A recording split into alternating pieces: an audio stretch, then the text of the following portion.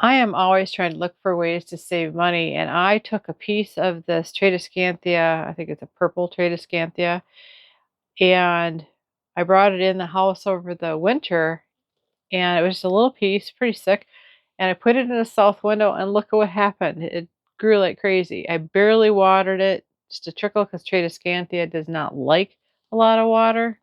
It is now a huge and overwhelming plant. So what I'm going to do today is we're going to do some propagations.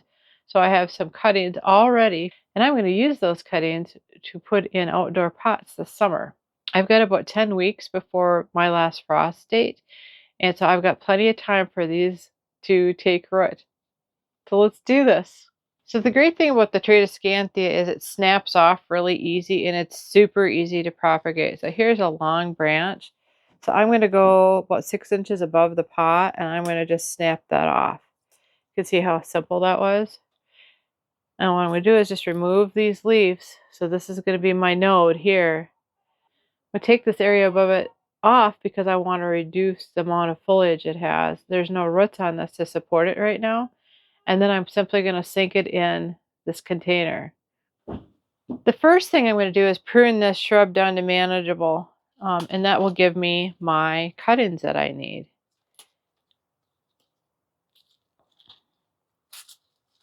And you just need to snap them with your hands. You don't need to do anything fancy. Look at all, that's just beautiful already. So here we're zoomed in a little bit. So I'm going to take them off closer to the pot. They're starting to break off anyway. I think some of them broke when I brought them out in the wind. This, like I said, is in my house. So it's pretty simple to just give them a little snap.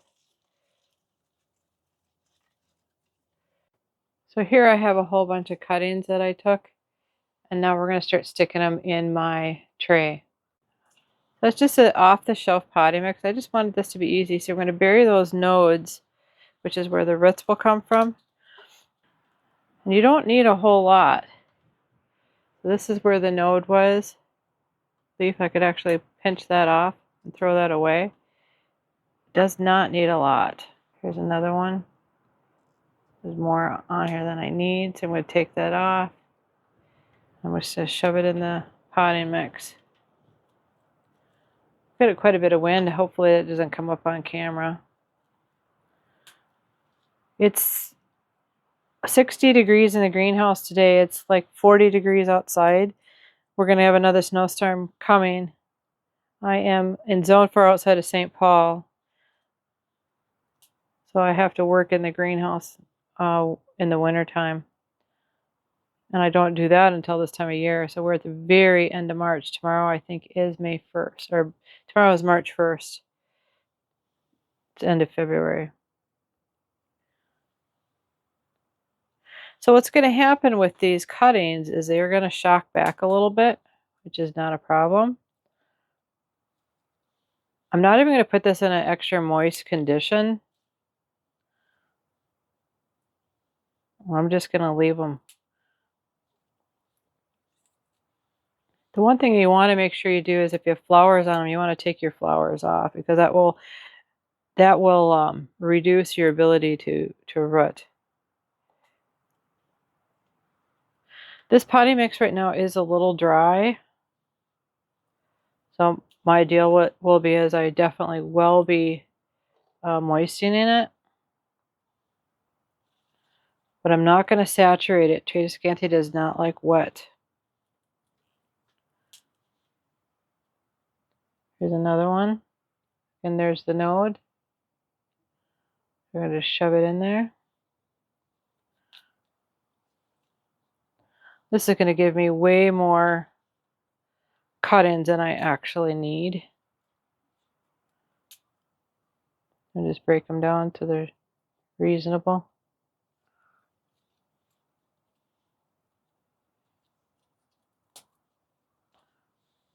Pulling the leaf off, pushing it in. I've grown a lot. I have 3 different types of Tradescantia, or more, probably more than that.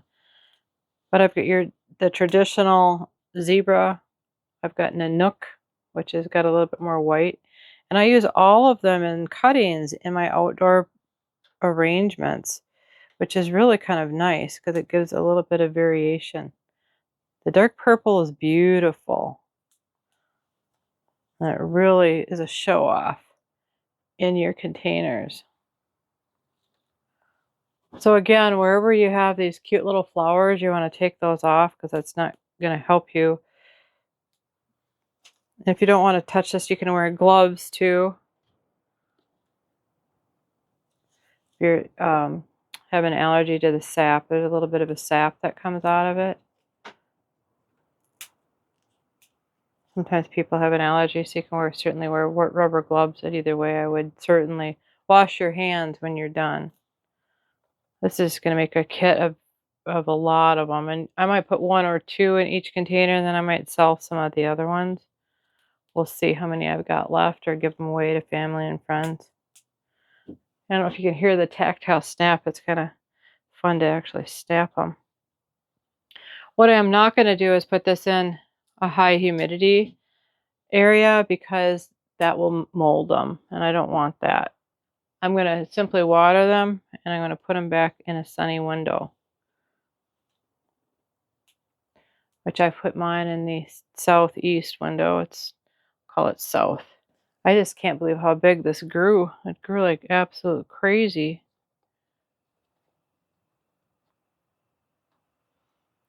And if I lose half the cuttings, it's fine because I certainly don't need this many. Funny thing about this one is it's got a fuzzy leaf on it, which is interesting, I think. Tells me it's a little bit more like a deserty plant.